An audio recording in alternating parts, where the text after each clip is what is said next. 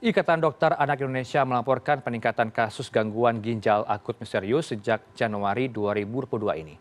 Dalam 2 bulan terakhir terjadi lonjakan kasus sampai lebih dari 100 anak mengidap penyakit tersebut yang belum diketahui penyebabnya. Investigasi pun masih dilakukan untuk mengetahui penyebab pasti gagal ginjal akut yang dialami oleh 131 anak tersebar di tanah air. Sudah bersama kami melalui sambungan daring atau sambungan Zoom ada Prof. Chandra Yoga Ditama. Selamat siang, Prof. Chandra selaku Direktur Penyakit Menular WHO Asia Tenggara 2018-2020. Selamat siang selalu, Prof. Chandra. Selamat siang, sehat. Ya, Anda melihatnya untuk fenomena yang terjadi sampai menyita perhatian publik ada 131 anak, Prof. Apakah penyakit gagal ginjal akut ini terjadi memang kebetulan atau bersamaan atau memang ada yang membawa virus ke tanah air? Jadi karena tadi saya disebutkan sebagai pernah kerja di WHO begitu, nah salah satu pekerjaan WHO pada waktu saya di WHO setiap pagi, setiap hari ini adalah memonitor kejadian-kejadian seperti ini, quote-unquote misterius dari berbagai negara. Jadi memang dari berbagai negara ada saja laporan di provinsi ini, negara sana begitu, yang kejadian-kejadian yang belum diketahui sebabnya. Yang perlu kemudian dilakukan adalah melakukan investigasi secara intensif agar sebabnya itu betul-betul diketahui dulu. Karena kan ini bisa ada beberapa poin. Yang nomor satu, apakah jumlahnya memang ada peningkatan secara bermakna atau tidak dibandingkan dengan jumlah-jumlah sebelumnya. Ini kita bersyukur bahwa teman-teman Ikatan Dokter Anak Indonesia yang kemudian melaporkannya ke publik, tapi kan saya yakin bahwa Kementerian Kesehatan juga harusnya punya data apakah ada peningkatan angka kelainan ginjal ini atau tidak. Karena kalau ada peningkatan, tentu itu perlu diwaspadai. Naiknya peningkatan itu merupakan alarm bahwa sesuatu telah terjadi. Itu poin pertama. Poin kedua, kalau memang ada peningkatan, harus cari dulu sebabnya. Sebabnya bisa sangat bervariasi, ya. Artinya bisa sangat macam-macam, ya. Bisa infeksi, bisa sebab-sebab yang lain. Karena itu saya mengusulkan, dalam mencari ini kita pertama tentu melihat pasien yang ada di rumah sakit. Kan beberapa rumah sakitnya rumah sakit besar yang punya fasilitas lengkap, sehingga data klinis akan secara jelas bisa dicatat begitu ya, bisa didapat begitu, sehingga teman-teman dokter anak mungkin punya gambaran kira-kira seperti apa penyebabnya, dan kemudian selain ke anak yang ada di situ, maka keluarganya juga mesti diperiksa dan didatangi juga rumahnya masing-masing karena ini anak ya. Ya, di rumah itu dicek apakah ada orang lain yang dengan gejala serupa, apakah ada perilaku tertentu yang berhubungan dengan gejala itu, apakah ada di lingkungan anak-anak itu yang berhubungan dengan gejala itu. Dengan analisa mendalam seperti ini, biasanya dalam hitungan beberapa hari, kalau ada kejadian ini di berbagai negara, akan ketemu data awal, atau kemungkinan awal, oh ini arahnya ke arah sana. Gitu. Nah, kalau sudah ada arahnya ke arah sana, baru langkah berikutnya dilakukan, sambil kemudian dipertimbangkan. Kalau ini penyakit menular nanti misalnya, maka di dalam aturan internasional yang namanya International Health Regulation, maka International Health Regulation Focal Point di Indonesia dapat mempertimbangkan untuk men-share informasi ini ke WHO agar WHO kemudian melihat mungkin ikut berpartisipasi atau bagaimana mendukung Indonesia. Itu tahap yang berikutnya, dan tahap yang berikutnya lagi kemudian bisa dipertimbangkan apakah sesuatu yang misterius ini masuk dalam yang setiap bulan dilaporkan WHO sebagai DON atau Disease Outbreak News. Jadi itu kira-kira tahapnya sambil kita cari penyebab yang pasti, dan sambil tentu saja anak-anak yang sakit ini diobati secara maksimal. Ya. Walaupun tadi kita lihat di layar, salah satu gejalanya adalah tidak ada air seni sama sekali, itu kan gangguan ginjal yang berat. Baik, kalau Anda melihatnya apakah orang tua harus panik ketika anaknya mengalami gejala gangguan buang air kecil karena sebelumnya ada gejala demam, batuk, diare, pilek, dan muntah, sehingga harus ada antisipasi yang cepat dilakukan terlebih dahulu ke puskesmas mungkin mengecek, atau bagaimana ya seharusnya yang harus dilakukan oleh orang tua jika didiagnosa sebagai gagal ginjal? Ada 3 ya. Nomor 1, kita jangan panik. Ada informasi apapun saat ini, informasi kesehatan menyebar luas. Tadinya mungkin orang tidak terlalu memperhatikan informasi kesehatan, tapi karena ada COVID, kalau ada informasi kesehatan langsung disebar dan beredar di semua WhatsApp group seperti ini. Jadi kita jangan panik, kita cari dari sumber-sumber yang benar, misalnya CNN. Itu nomor 1. Tapi nomor 2, kalau memang ada keluhan gitu, maka ada baiknya kita ekstra hati-hati saat ini. Kalau ada keluhan-keluhan seperti yang disebutkan tadi, bagus untuk berkomunikasi gitu, berkonsultasi dengan petugas kesehatan agar dilihat sekali lagi ini sesuatu yang masih dicari ya. Kita belum tentu juga ini sepenuhnya misterius. Barangkali ada sebab yang lebih konkret nantinya. Tapi kita waspada tentu baik saja. Cuma kita memang jangan panik. Kita dapatkan informasi-informasi yang benar. Tapi memang orang tua bisa berhubungan dengan petugas kesehatan kalau memang ada hal seperti ini. Jangan juga menduga kalau ada demam, batuk, pilek, diare, kemudian itu pasti berhubungan dengan hal ini belum tentu begitu ya. Jadi kita proporsional tapi tetap waspada.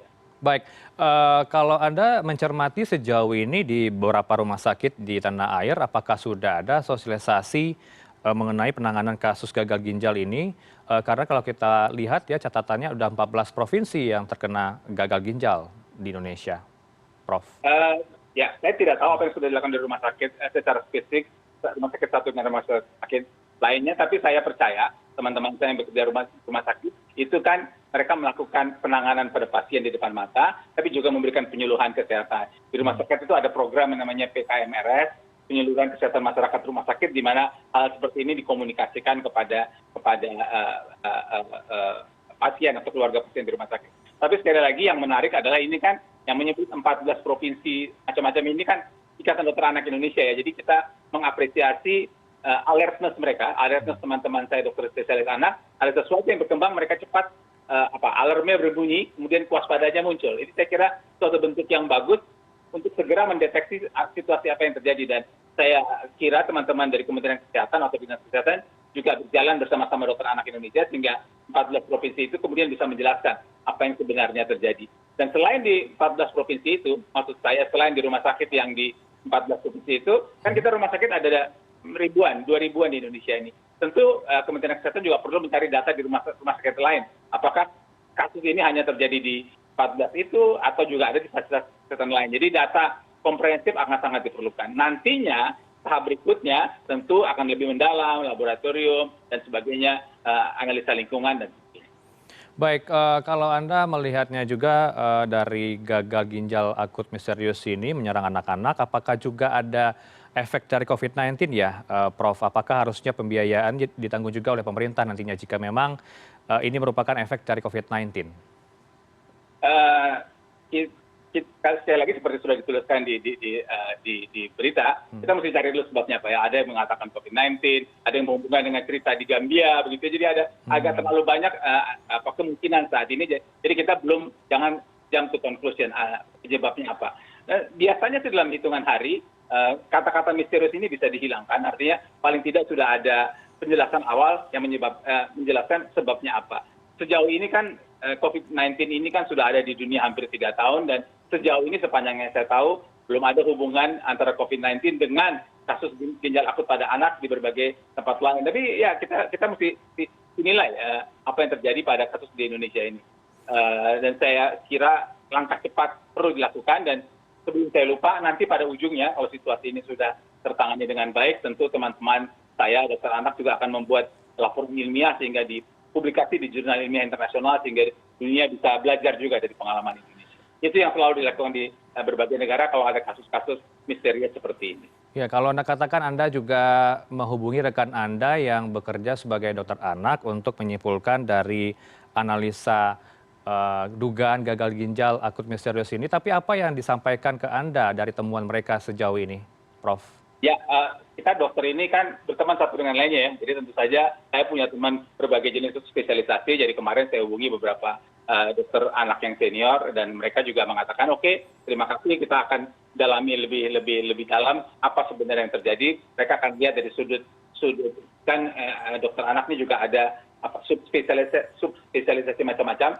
Jadi saya kira mereka masih bekerja dengan sangat aktif dan semua teman-teman saya itu adalah aktivis dari Ikatan Dokter Anak Indonesia. Jadi saya percaya dalam waktu tidak terlalu lama kita akan mendengar berita yang lebih jelas. Cuma sekali lagi selama proses ini berjalan maka kita dengarkan informasi yang benar dan selama proses berjalan anak-anak yang sakit untuk mendapatkan penanganan maksimal dan keluarga dan lingkungan di sekitarnya menurut saya dari sekarang atau mungkin sudah dilakukan perlu dicek dan belakangan silakan Kementerian Kesehatan kalau ingin menginformasikan hal ini ke WHO kalau memang dianggap perlu.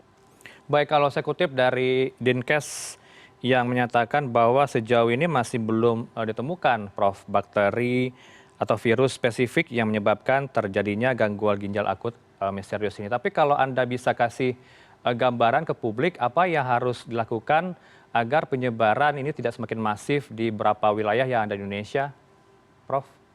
Ya, sebelum bicara penyebaran masif atau tidak masif, laporan 14 provinsi itu kan belum tentu juga kejadian yang sesaat menyebar ke 14 provinsi. Itu bisa saja akumulasi dari beberapa waktu sebelum ini. Karena itulah selain data klinik, artinya sakitnya seperti apa, data laboratorik seperti apa, data biomolekuler seperti apa, maka perlu dilihat tren penyakit yang saya katakan dari tadi. Jadi perlu dilihat tren penyakit dari waktu ke waktu di 3 tempat. Satu, tren penyakit di rumah sakit itu, apakah memang ada kenaikan.